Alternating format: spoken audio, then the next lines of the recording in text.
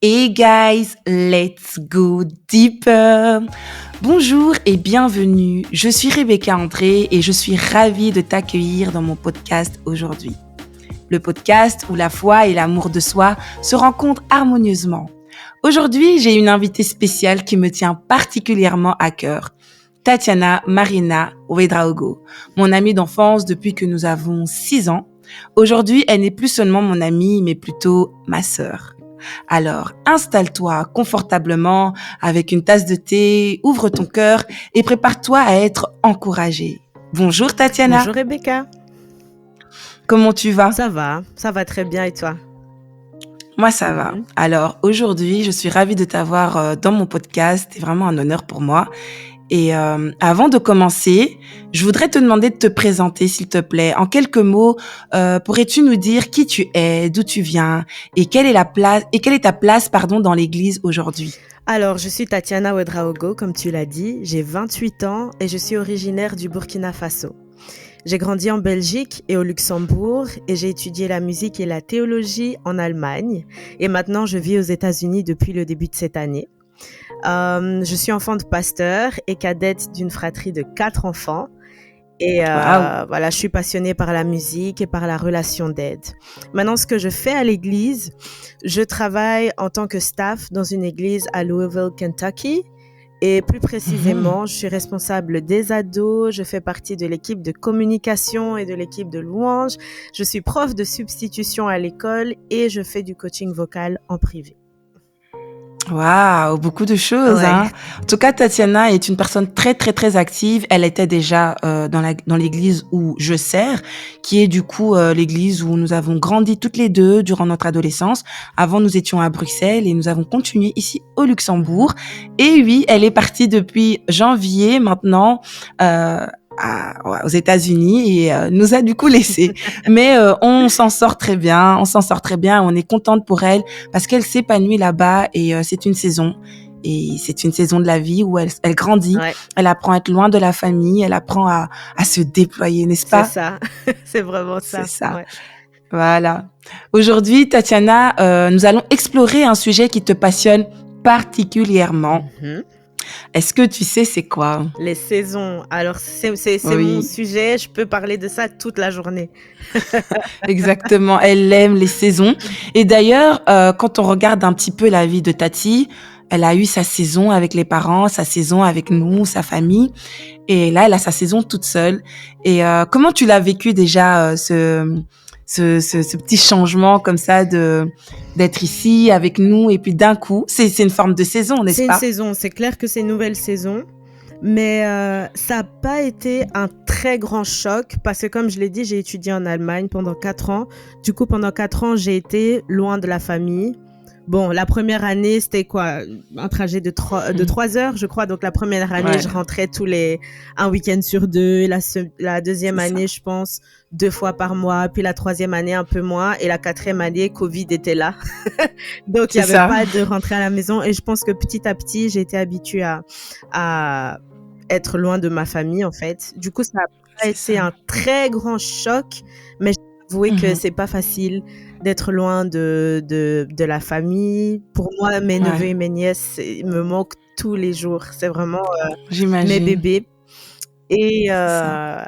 c'est un nouveau continent, une nouvelle culture. Tout était différent. Donc, ouais, j'ai dû avoir un petit moment d'adaptation, mais ouais. Ça va. Disons que ça va. Ça va. Oui.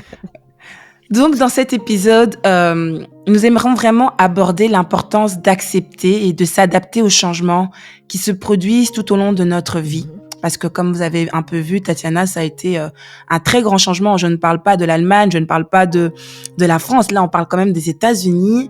Elle a quitté le Luxembourg, la Belgique pour vraiment s'envoler toute seule dans un pays étranger. On va dire ça comme ça parce qu'elle ne connaît personne là-bas.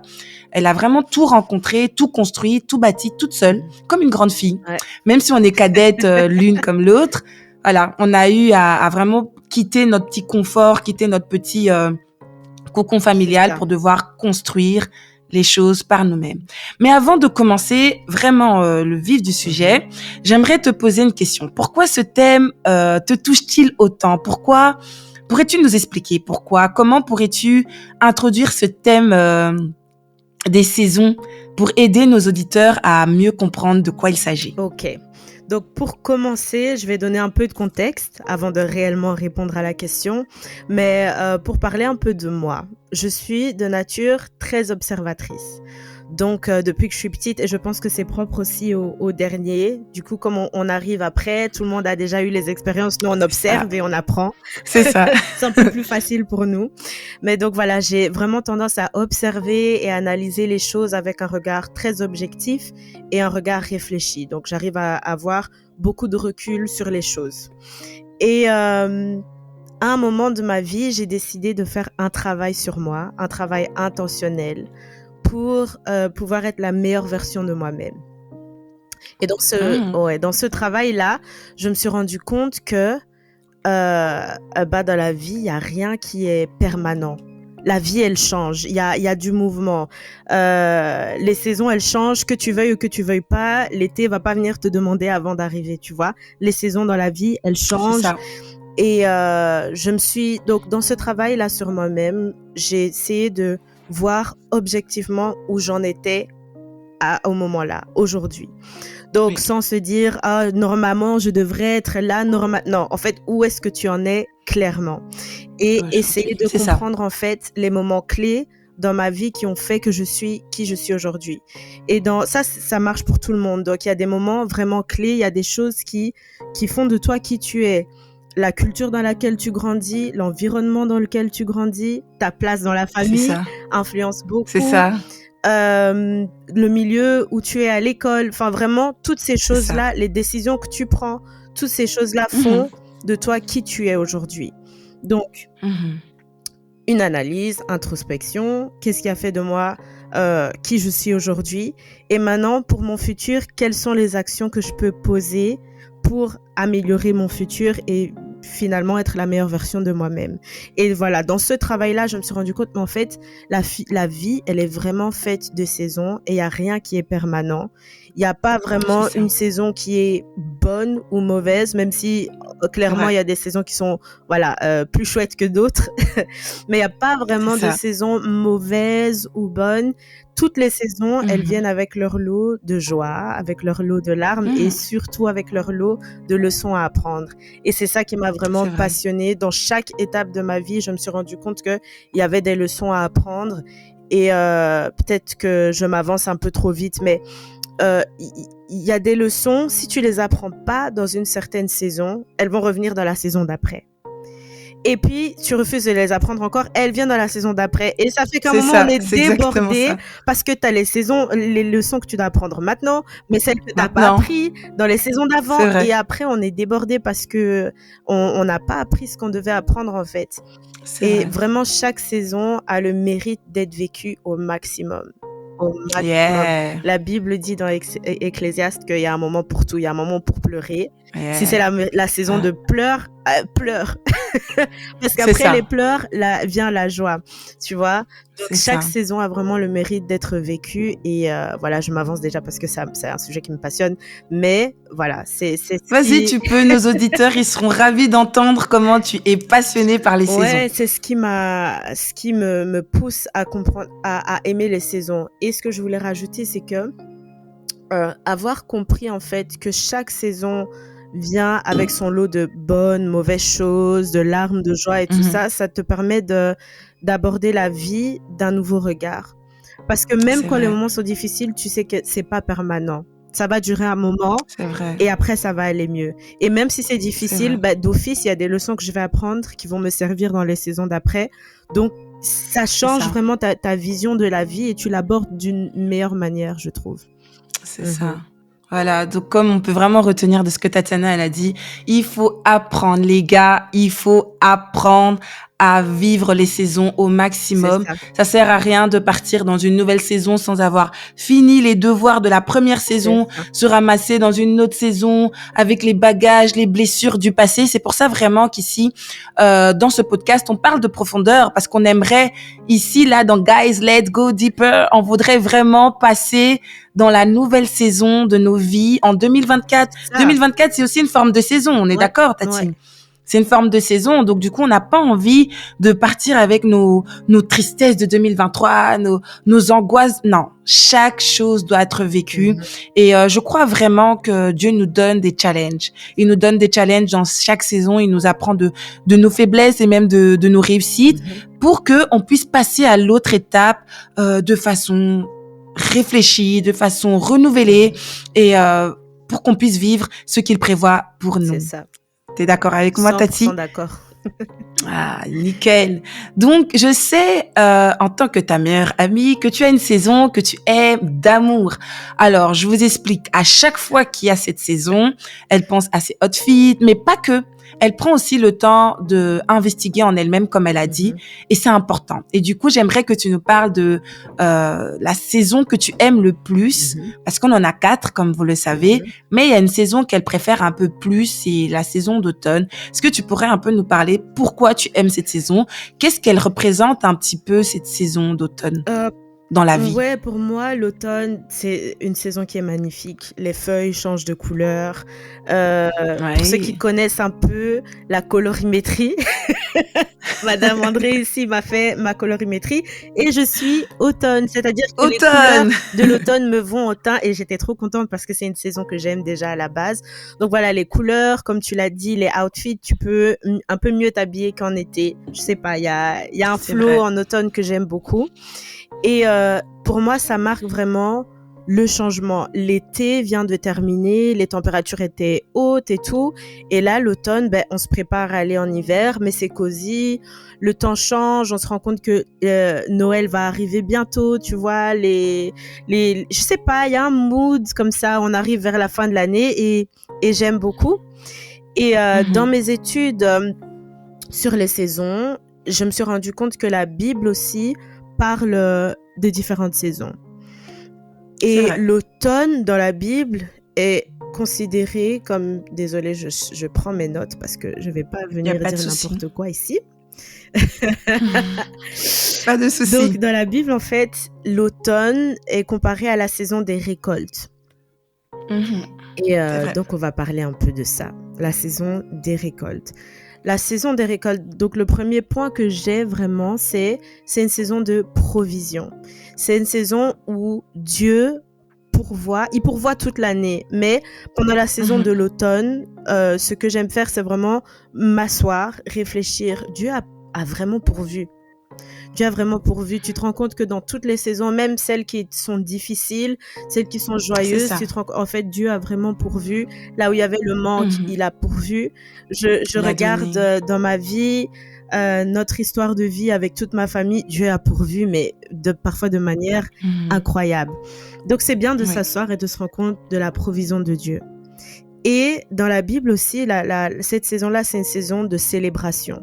Si on regarde dans Exode 23:16, je ne vais pas vous prêcher aujourd'hui, mais on va un peu lire.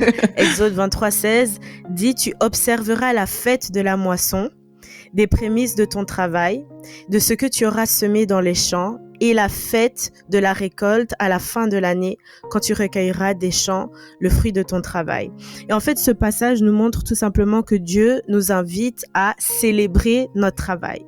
Il demande de faire, de respecter la fête au début du travail et à la récolte. Donc, c'est un moment où il faut aussi s'asseoir et célébrer en fait nos réussites dans la vie. Même si si tu as réussi une chose ou deux, assieds-toi et célèbre en fait. Et c'est une manière aussi de se rendre compte que Dieu est dedans, que Dieu est au milieu de ce que je fais. Donc, en automne, pose-toi, rends-toi compte de la provision de Dieu et il faut célébrer aussi ton travail. Il faut célébrer parce que la vie, c'est vraiment un combat. Parfois, il y a des saisons qui sont difficiles. Le fait même que tu te lèves, que tu vas travailler, que tu prennes soin de ta famille, que tu fasses ce que tu fais, en fait, il faut célébrer. Il faut célébrer. Donc, du coup, c'est ça qui te parle le plus pour l'automne.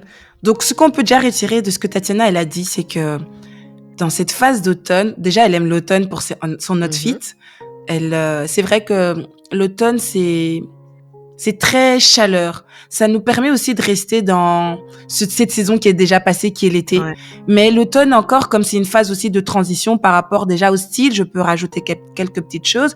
C'est que en été, voilà, on a vu les couleurs, on a vu le soleil, et pour certains, parfois, même pour moi, je peux même l'avouer, le fait de savoir qu'on passe en hiver me rend anxieuse. Donc, on garde quand même ce petit côté automne qui nous permet de se dire, voilà, il y a de la couleur, il y a encore de la couleur. Avant de rentrer dans l'hiver, il y a encore de la couleur un peu plus orangée, un peu plus chaud. Ouais. Donc, ça nous permet de garder quand même un bon mood. Mais pas que, on va aussi retenir que Tatiana, elle a dit de s'asseoir, regarder à ce que Dieu a fait.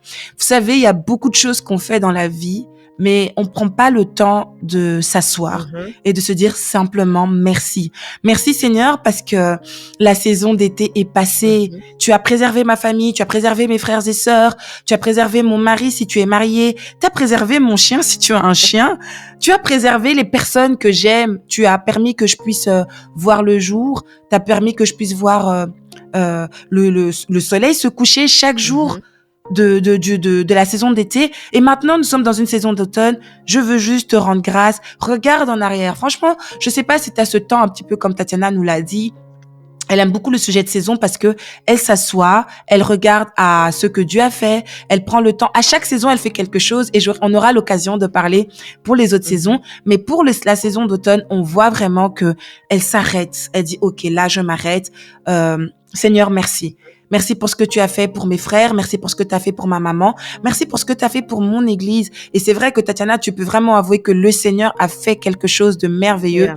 Déjà, le fait qu'elle puisse se retrouver aux États-Unis, les gars, humainement, c'était pas possible. Humainement, c'était pas possible. Donc, tu vois, c'est aussi, ça, c'est quelque chose qu'on nous apprend à l'église. C'est grâce à nos moments de reconnaissance, à nos moments de pause, que le Seigneur se réjouit. C'est à ce moment-là aussi que Dieu se dit, ah, ma fille, tu vois tout ce que j'ai fait pour toi. Et merci. Donc vraiment, c'est sa saison préférée, pas pour juste le style, la frime, les feuilles, mais elle dit quelque chose de très important que j'aimerais qu'on retienne, que la saison d'automne lui permet clairement de s'arrêter et de regarder et de contempler les bienfaits de Dieu. Je vais même rajouter une dernière chose sur la saison de l'automne.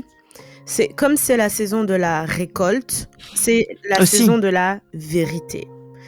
C'est-à-dire que c'est un moment où tu t'assois et tu regardes les fruits que tu as créés, en fait, les fruits de ton travail. C'est ça. C'est là où tu vois un pommier, il fait pas des fraises, tu vois.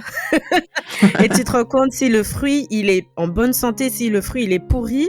Si, tu vois, il faut regarder les fruits que tu as créés, et c'est le moment de vérité où même les choses autour de toi, hein, pas seulement toi, mais tu regardes tes amitiés, qu'est-ce que ça produit, tes relations, qu'est-ce que ça produit, ton travail là où tu es, qu'est-ce que tu produis comme fruit, même ta position à l'église en fait, qu'est-ce que tu produis comme fruit. Et si tu produis rien, c'est le moment de vérité où la vérité fait mal parfois, mais il faut se dire ok, qu'est-ce que je peux corriger maintenant pour produire de meilleurs fruits l'automne prochain.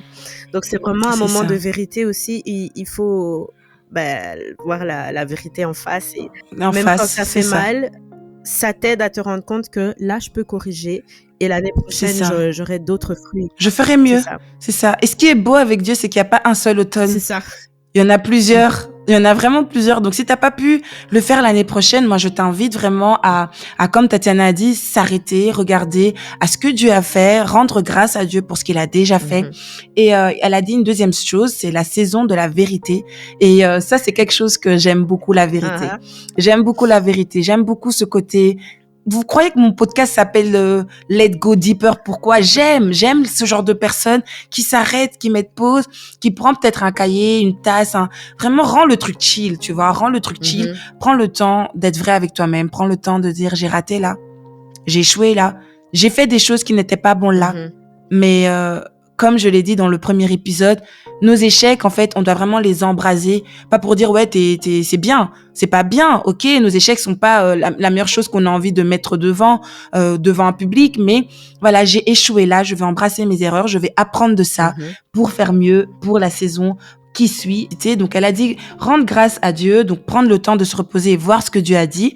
C'est aussi la saison de vérité, mais c'est aussi la saison de célébration. Parce qu'on n'est pas là juste pour rentrer au plus profond de nous et regarder quelque chose de mal qu'on a fait, mais c'est aussi le moment de regarder à ce qu'on a fait de bien. Parce que je crois que chacun d'entre nous, durant toute l'année, on a cette phase où on a des échecs, on a des choses qui ne vont pas, mais on a aussi des choses où Dieu montre sa main, sa gloire, sa grâce, et où nous aussi, en tant qu'être humain, on fait des choses vraiment qui méritent d'être mis devant un public et de dire voilà. Mais peut-être que c'est pas mis devant un public aujourd'hui, mais toi, prends le temps de te dire voilà, je suis fière de moi. Cette année, j'ai pu réussir à l'école. Cette année, j'ai pu faire ceci. J'ai commencé mon nouveau projet. Sois fier de toi et c'est très, très, très important. Ça va faire du bien à ton âme et à ta personne. C'est ça. Donc voilà. Alors j'ai une autre question à te demander, Tatiana. Quelles sont les principales difficultés auxquelles tu as été confrontée, en traversant les différentes saisons de ta vie? Il y a peut-être une difficulté que tu peux nous partager dans cet épisode qui peut aider quelqu'un. En fait, une difficulté pourrait être de ne pas discerner la saison dans laquelle tu es. Et de ne pas aussi te rendre compte que tu as des leçons à apprendre. Et quelles sont les leçons? C'est ça. Parce qu'il y a des choses qui reviennent plusieurs fois dans la vie et tu te dis mais mince quoi, c'est pas normal. En fait, c'est une leçon que tu dois apprendre. Et tu peux avoir un problème par exemple dans tes relations, tu vas couper cette amitié, commencer une autre, mais tu vas voir que le même problème te suit. Tu quittes une église, tu vas dans une autre église, tu vas voir en fait c'est le même problème. Tu quittes un pays pour aller ailleurs et la même chose te rattrape. Pourquoi? Parce que tu dois apprendre cette leçon-là. Et parfois on passe notre vie à fuir les leçons au lieu de les affronter et travailler dessus et à aller de l'autre côté. Donc, je pense que ça a été une difficulté pour moi de réaliser que, en fait, affronte cette chose-là, règle-la maintenant, parce que l'image que j'aime bien utiliser, c'est, on va imaginer que la vie, c'est un parcours, tu vois. Donc, tu marches. Premièrement, tu vas trébucher sur un petit caillou. Au lieu de prendre le caillou, le ramasser, traiter le problème, tu vas jeter, continuer à marcher et tout. Prochainement, tu vas trébucher, je sais pas moi, une grosse pierre. Tu dis, c'est pas grave, on continue. Et puis, tu trébuches sur une colline. Après, maintenant, quand tu arrives devant une montagne, devant l'Everest, tu vas commencer à grimper et t'es débordé parce que c'est trop, en fait. Et donc, pour moi, la difficulté, ça a été de réaliser, en fait, quand je ramasse un caillou, je le traite et puis je jette. Et prochainement, je vais tomber encore sur un petit caillou, je le gère et tu vois, au lieu d'attendre que ça devienne 10 montagnes devant toi et après tu déprimes et tu sais plus quoi faire parce que t'es débordé, en fait. Et donc, je pense qu'une difficulté, ça dépend aussi de chaque personne. Il y a des gens pour qui ça leur fait pas peur d'affronter les choses. Il y en a pour qui c'est vraiment plus difficile, comme pour moi. Donc, j'ai dû apprendre à ne pas fuir en fait et à régler le problème quand il est petit et voilà quoi, travailler sur moi et essayer de discerner les saisons dans lesquelles tu es, c'est ça. Oui, ok, top, c'est vrai qu'on a envie vraiment de passer à côté de ce qu'on doit apprendre, mais il est vraiment important de rester focus pour pouvoir passer. Et c'est vrai que c'est très très difficile de se rendre compte. Parfois, moi, personnellement, c'est très difficile pour moi de me rendre compte que je viens de zapper un moment. Parfois, il y a des moments propices pour des choses. Il y a des saisons propices.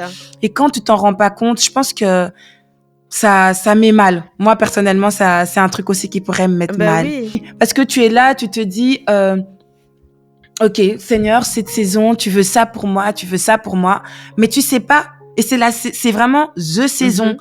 Grâce à cette saison, il y a plein de choses. Et ça, je pense que Tatiana et moi, on l'a vécu avec l'amitié.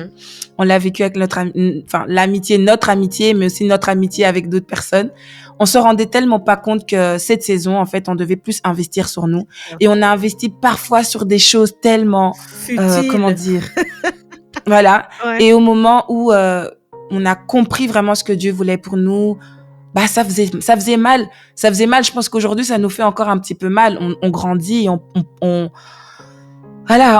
va au-dessus. Mais ça, exemple, dans nos amitiés, même dans les amitiés, c'est très important. Tu peux te donner à fond.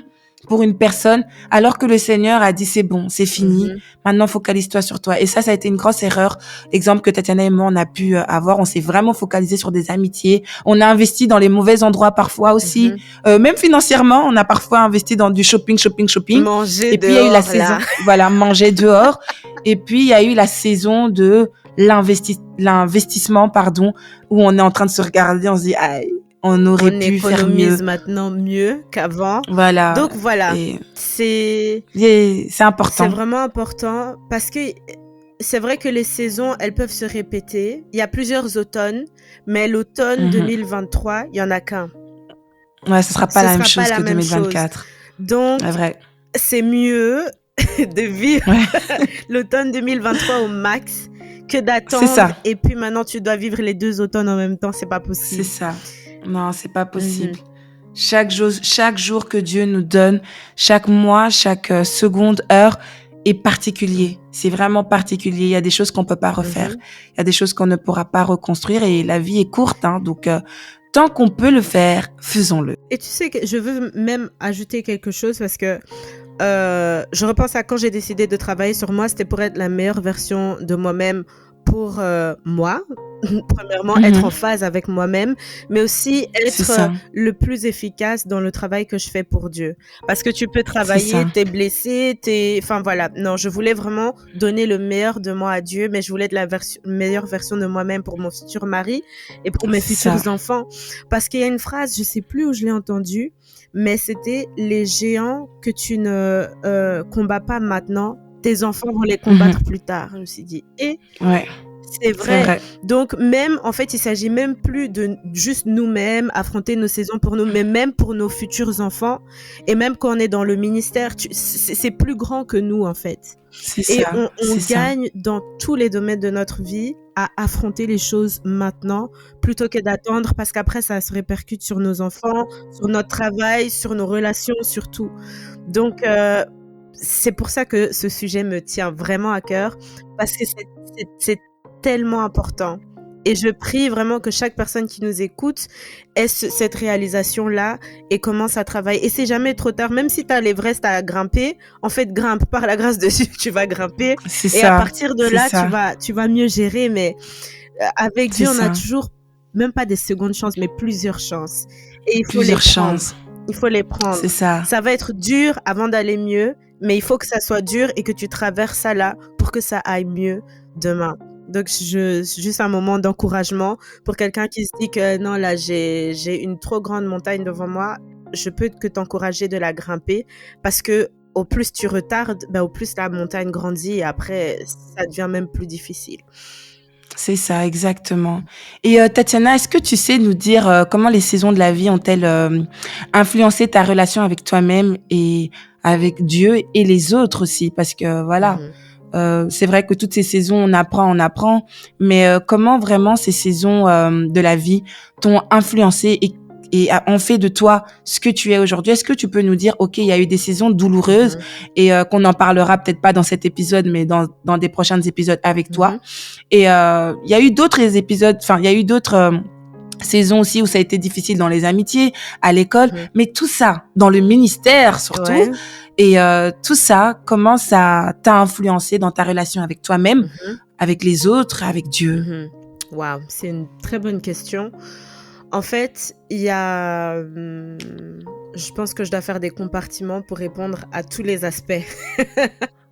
Mais les saisons qui m'ont poussée jusqu'au moment où j'ai décidé, en fait, assez, c'est assez, je vais faire un travail sur moi-même. Je sortais d'une saison vraiment compliquée dans les relations, dans les amitiés. Et puis, tu arrives à un moment dans ta vie aussi où tu as l'impression de ne pas être en phase avec toi-même. Et je l'ai expliqué, il y a plusieurs choses qui font que tu fais qui tu es aujourd'hui. Et dans la vie, il y a... Tu nais en étant ta personne de base. Je sais pas comment expliquer. Tu as tes caractéristiques, mais après les épreuves dans la vie ou même l'environnement dans lequel tu grandis font que tu modifies un peu. Peuvent te changer, Tu modifies qui tu es. Et arrivé à l'âge adulte, t'es pas bien parce que tu dis, mais en fait, j'ai l'impression que je suis pas moi-même. Mais c'est toutes ces choses-là que tu as vécues dans ta vie qui t'ont un peu poussé à changer ton comportement, changer ton caractère. C'est Et tu ça. peux pas vivre toute une vie en étant quelqu'un d'autre que toi, en fait. Parce que C'est premièrement, Dieu ça. t'a pas créé comme ça. Il t'a C'est créé ça. comme tu es pour une raison. Et deuxièmement, en étant quelqu'un d'autre que tu es vraiment, tu vas attirer des choses qui sont pas faites pour toi. Tu C'est vois? ça. Et je pense que il faut du courage parfois pour être qui tu es et attirer Ah oui, maintenant les choses qui te correspondent plutôt que c'est ça. garder cette façade-là toute ta vie. Et puis, au final, tu fais qu'attirer des choses qui te conviennent pas et t'es pas bien. Mais en fait, c'est parce C'est que tu ça. portes un masque et C'est les ça. choses sont attirées par ce masque-là au lieu d'être attirées par toi-même. C'est ça. Et donc, je pense Ouais. qu'il y a beaucoup de choses dans ma vie qui, dans les amitiés, dans le ministère, dans tous les domaines de ma vie, qui à un moment, je me suis dit, stop, on va prendre une grande pause, se poser et travailler tout ça parce que c'est plus possible. Ouais. Dans le ministère et en grandissant en tant qu'enfant de pasteur, ça fait que je peux même pas te dire le jour où j'ai commencé le ministère, j'ai toujours servi. J'ai toujours Ça, c'est servi. vrai. Quand on était petite, c'était quoi? Faire la vaisselle, aider les mamans C'est à ça. prêter Ouais. l'église. On est les derniers à C'est fermer ça. l'église parce qu'on a nettoyé. C'est On est les ça. premiers à C'est arriver. ça. Ensuite, quand j'ai travaillé avec les enfants et ensuite, quand c'était le moment, j'ai Ouais. commencé la louange. Enfin, vraiment, j'ai toujours travaillé. Et du coup, là, je veux parler aussi à quelqu'un qui a grandi dans mon cas. Là, à un moment, il faut se poser parce que on passe tellement de temps à servir qu'on s'oublie et que ceux qui servent depuis leur enfance, ils doivent s'arrêter pour développer leur caractère. Parce que tu peux avoir C'est le ça. don, tout ce que tu veux, mais si tu n'as pas un bon caractère qui va supporter ton don, ça va pas marcher. À un C'est moment, ça va mort. exploser. Et tu dois C'est aussi ça. faire une pause parce qu'on sert Dieu, mais le plus important, c'est notre relation avec Dieu avant même le service. C'est ça. Et parfois, on est C'est tellement ça. habitué à servir, faire, on n'a pas le Ouais. temps. Et On puis, on court partout. partout. Et comme l'histoire de Marthe et Marie, tu vois, non, Jésus, machin, préparé. En fait, calme-toi, tu dois aussi t'asseoir au pied C'est de Jésus ça. à un moment. C'est Que ça. Déverser, voilà. voilà. Donc, à un moment, ça a fait-il, je me suis dit, fais une pause. Dans les amitiés aussi, tu veux tellement bien faire, tu veux tellement donner, au final, tu te perds. Assieds-toi aussi, réfléchis. Dans ma vie personnelle, donc à un moment, je me suis assise, j'ai dit, stop, on va réfléchir, on va travailler là-dessus. Donc, j'espère que j'ai pu répondre à ta question. Mais je pense que chaque personne, à un moment, arrive à cette phase-là dans sa vie où il se dit, je dois revoir un peu les choses. Et il faut prendre cette opportunité pour le faire et pas juste reporter, quoi. Donc, du coup, les saisons de la vie t'ont vraiment influencé dans le sens où ça t'a appris tout simplement à dire stop, à s'arrêter pour forger ton caractère, C'est ça. forger la personne que tu es. Parce que voilà, comme voilà, on vient d'une famille, on a toujours été active. Donc, du coup, pour toi, c'était vraiment ça. Tout ce que tu as appris dans chaque saison, t'as appris à mettre des pauses, à mettre des moments de silence, de calme. Avec Dieu, c'est ça. Et il faut que j'avoue, parce que du coup, c'est moi sa meilleure amie, elle a aussi réussi à mettre des moments de pause pour apprendre à me connaître. Ça a l'air de rien. Mais pendant très longtemps dans notre amitié, en fait, on vivait parce qu'on s'aimait, on était deux amies. Bon, nous, on était plutôt deux sœurs parce qu'on vivait dans le même endroit, mais on se comprenait pas. On se comprenait pas. Je ne la comprenais pas. Elle me comprenait pas. On s'est jamais disputé comme tel. Là, on pouvait se disputer parce que pourquoi t'as pris mon coussin? Pourquoi t'es rentré dans la salle de bain avant moi? Pourquoi t'as pris mon savon? Mais on s'est jamais vraiment disputé. Dans la voiture. Voilà. Ah, mais ça, c'était l'ultime dispute, quoi. Ça, les gars, on se disputait. Genre, le pasteur Adama était obligé de, ok, les gars, qu'est-ce qui se passe? Et moi, vu qu'on m'interdisait d'aller devant, c'était râler pendant une semaine. Et dans tout ça, en fait, on râlait. On avait vraiment une difficulté dans la communication quand ça nous touchait directement et personnellement. Pourquoi? Parce qu'on n'avait pas pris ce temps de dire stop au ministère, stop à la famille. En plus, moi, j'ai eu ma famille à gérer, puis la famille de Tatiana, parce que je faisais partie des deux familles. Le week-end, j'étais dans une famille, dans la semaine, j'étais dans la mienne. Et c'est important de mettre stop dans nos relations. Ça a été une forme aussi d'influence. Les saisons lui ont appris que il faut savoir dire stop et investir sur les personnes que tu aimes. Il faut investir sur le ministère, mais de savoir aussi faire des pauses pour entendre Dieu. Ça aussi, Tati. Ça aussi, c'est quelque chose que je peux confirmer qu'elle a appris à entendre Dieu parce que, comme elle a dit, dans le ministère, tu n'as pas vraiment ce temps de repos où tu réfléchis. Quelqu'un peut mal te parler à l'église, tu dois continuer de fonctionner. Ouais. Tu dois continuer de fonctionner, tu dois continuer d'être la fille de pasteur, tu dois continuer d'être exemplaire et t'as pas ce temps de t'arrêter et de réfléchir. Donc, c'est vrai, je peux vraiment avouer que les saisons de la vie ont influencé Tatiana de cette manière dans ses relations avec elle-même. Avec elle-même aussi, Tati, t'as oublié de C'est dire, vrai. elle a pris le temps de connaître sa colorimétrie. Qu'est-ce que j'aime, son style. Elle a pris le temps aussi de se connaître, Tati. Ça, tu peux peut-être en C'est parler, vrai. expliquer aux gens que t'as pris le temps de connaître ta personnalité parce que tu avais cette tendance à croire que t'étais différente des autres, que ta personnalité était vraiment ça. Tu peux un peu Ouais. nous expliquer comment ça t'a influencé aussi.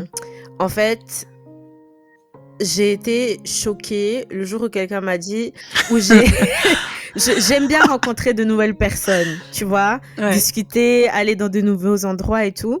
Et quand la personne m'a demandé, ah ouais, parle-moi un peu de toi, ma réponse c'était quoi? Je suis enfant de pasteur, mes frères ci, mes frères ça, ma mère. Puis il m'a dit, c'est très mignon tout ça, mais toi, en fait, qu'est-ce que t'aimes? Qui es-tu? Je savais pas comment répondre. Je me suis dit, non, il y a un problème. Ça m'a tellement travaillé, j'ai dit non, tu dois te découvrir, tu dois savoir répondre à cette question quand même. Ça a l'air bête, hein, mais ça m'a vraiment montré que réveille-toi. C'est ça. C'est vrai toi qui dors. Réveille-toi vraiment. C'est parce que tellement que je pensais aux autres, je me suis vraiment oubliée. Oubliée, c'est vrai. Donc, à partir de ce moment-là, j'ai eu aussi la grâce d'être dans une école biblique où, à mon inscription, on a dû faire un test de personnalité. Et quand j'ai reçu les résultats et que le prof nous a bien expliqué, j'ai dit, mais en fait, tout s'explique. J'ai réalisé que j'étais inconventionnelle, donc c'est-à-dire que je pense d'une manière assez différente de la plupart des gens autour de moi. Du coup, ça fait qu'en grandissant, je me suis jamais vraiment identifiée à quelqu'un. Et pour donner encore plus de background sur moi, donc née au Burkina, grandi en Belgique, autour de Belges, mais autour de plusieurs autres nationalités, dans une église principalement de Congolais, donc encore une autre culture. Ensuite, tu arrives au Luxembourg, et puis il y a des Angolais, et puis après, tu arrives en Allemagne à l'école biblique, mais il y a plus de 15 nationalités différentes. Ça fait que, en fait, dans ma tête d'enfant, et même jusqu'à l'âge adulte, j'ai jamais vraiment pu m'identifier à quelqu'un. Et tu es à l'école, tu es la seule chrétienne de toute l'école. Donc même là, tu t'identifies pas. Et arrivé à l'église, tout le monde est chrétien, mais toi, t'es l'enfant du pasteur. C'est ça. Donc à quel moment tu t'identifies? Et donc, je pense que c'est ça aussi qui a fait que j'ai pas vraiment réussi à comprendre qui j'étais et à me comprendre en tant que telle. Donc, à partir de ce moment-là, j'ai fait un travail sur moi. Ce test de personnalité m'a aidé. J'ai fait plusieurs autres tests de personnalité aussi. Comme je suis de nature observatrice, j'ai arrêté d'observer seulement les gens, mais je me suis observée aussi. Pourquoi cette chose en particulier te touche? Pourquoi ça et pas autre chose? Et quelle est la source? Et maintenant, comment tu peux travailler à améliorer ça? Pourquoi ce que... Let's go deeper, les gars! Pourquoi ce que telle personne t'a dit, ça t'a touché? En fait, tu voulais de la reconnaissance, mais t'as pas eu de la reconnaissance. Mais pourquoi tu veux de la reconnaissance? Est-ce que ce que tu fais, tu dois avoir de la reconnaissance des gens? Non. Alors, on travaille là-dessus. Et pourquoi? Voilà. Donc, au lieu de juste analyser la vie et les gens, je me suis analysée moi-même et j'ai fait vraiment un grand travail d'introspection. Et ça a influencé tout dans ma vie.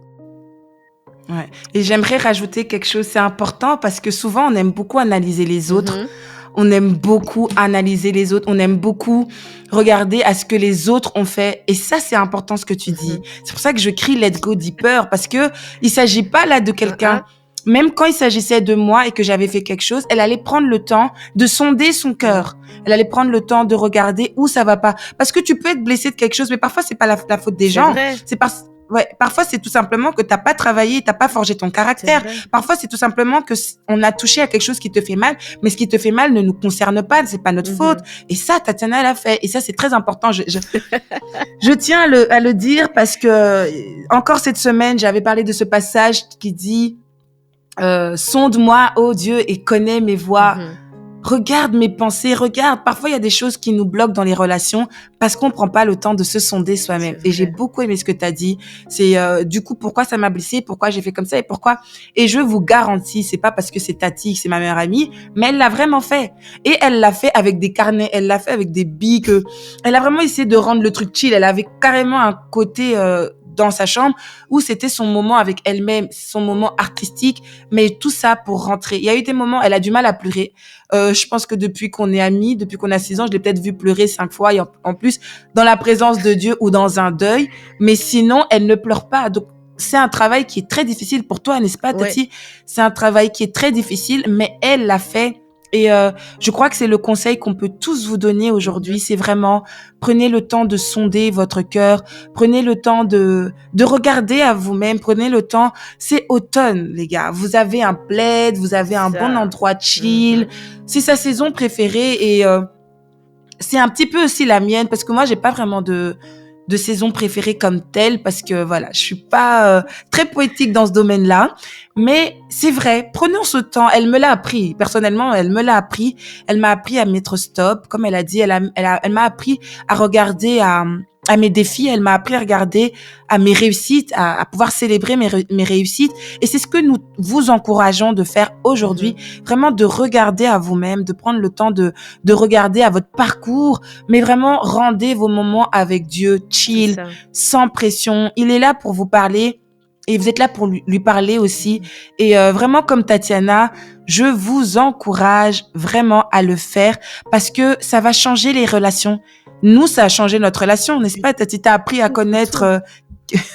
Et elle a appris. Quand tu apprends à te comprendre, il y a quelque chose qui se crée dans ta tête. Tu arrives mieux à comprendre les gens.